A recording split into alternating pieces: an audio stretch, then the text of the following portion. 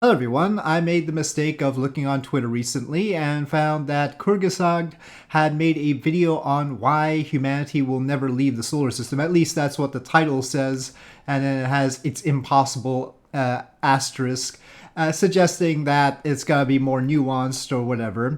And this was shared by Apostructura, and there was a lot of discussion about it, especially the fact that previously Kyrgyzstan had produced videos that were more optimistic, and now this seems very pessimistic.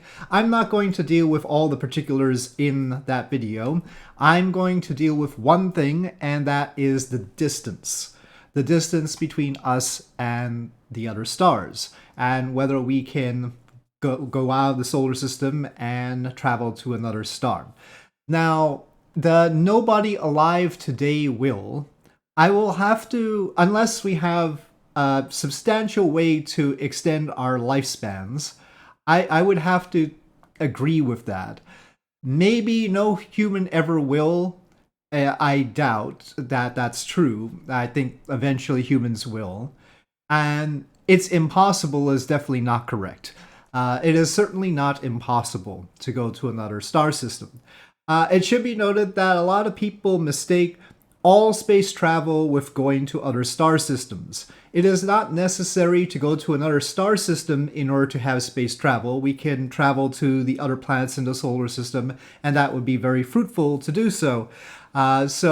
People mix those things up and take the relative difficulty of going to another star as a proxy for, well, we shouldn't do anything in space. These are two different things. There's plenty of things to do in space within our solar system that would be quite fruitful and, in fact, necessary if we ever want to do anything with other stars. But people do tend to mix these things up. And so, yeah. First, we need to do the solar system, that's for sure. And let's take a look at the numbers, which is one thing that I don't think many people actually take a look at, but this is where I do things most of the time. So I know people hate numbers, and they would rather watch a little cartoon running around explaining things to them, but sorry, I'm a numbers person, and this is what we're going to deal with. Now, this is my power limited transfer calculator, which is specializing in trying to optimize trip times, which is sort of important in this case, right? In the case of trying to get in our star system, the issue is we can't get there in a lifetime. That's bad, and therefore we can't go. Now, there are other problems that I'm sure were mentioned, like the radiation and stuff like that, but again, I'm going to focus on the long trip. How long a trip is it? Well, first of all, this transfer calculator was originally made just for the solar system and its destinations, but that's only so that that can input the distance into here.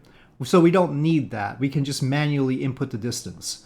And so we'll ignore the planet, send the date, and all that business. And I just put in the distance to the nearest star system, which is Proxima Centauri, around 4.3 light years away, which equates to 271,000, let's just say 272,000 astronomical units. An astronomical unit is the mean distance between Earth and the Sun. So it's a very long way. We're talking about 272,000 times the distance between Earth and the Sun. So we have a long trip ahead of us. Now, I've got this tuned so that it's going to automatically calculate the optimal ISP, optimal thrust, optimal everything to get us there as quickly as possible.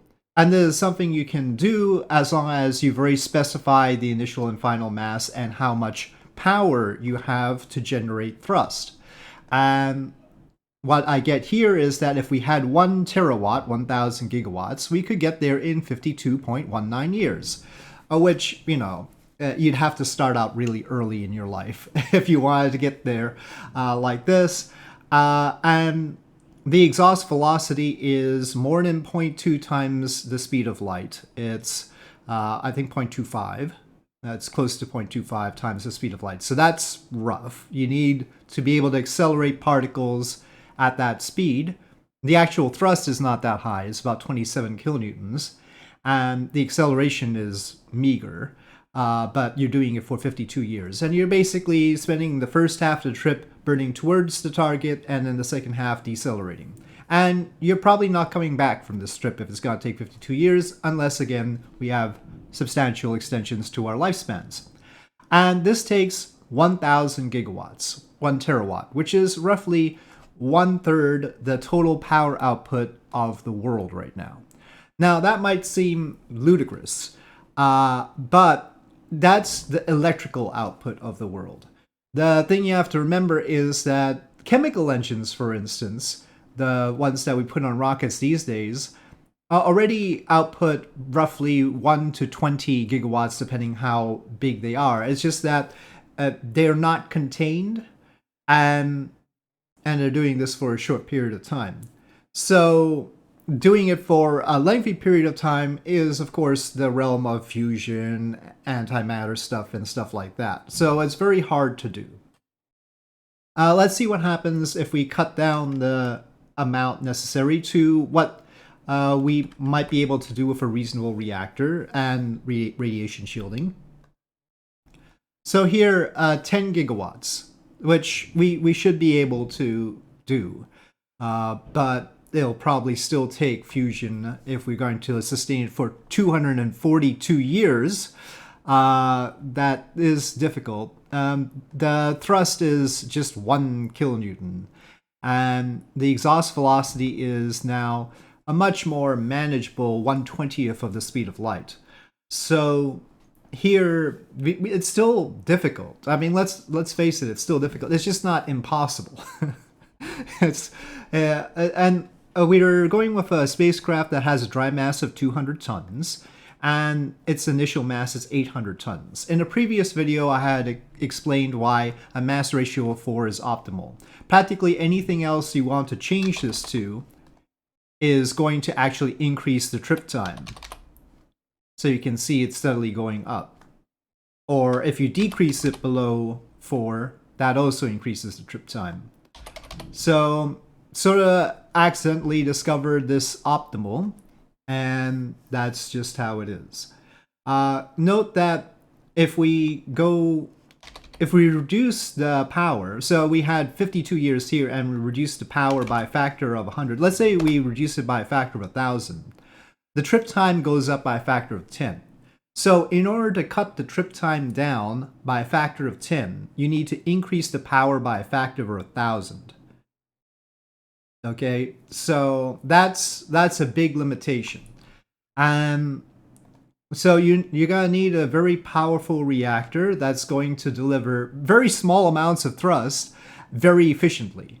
And that's the catch. And that's to the closest star. All right, so that's the closest star system, and then it's going to take longer to get anywhere else. But already people have discuss other ways of getting around this. In particular, we can have colony ships. So yeah, one generation won't get there, but the next generation will.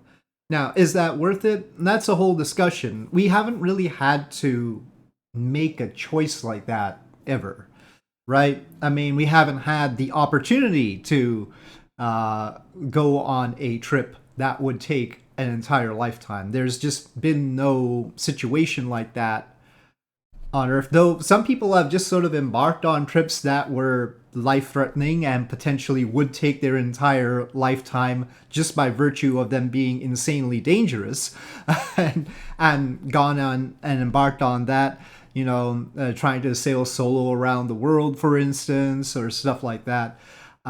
People do that from time to time and have embarked on such trips before as well. And they had no guarantee in that case of returning home safely.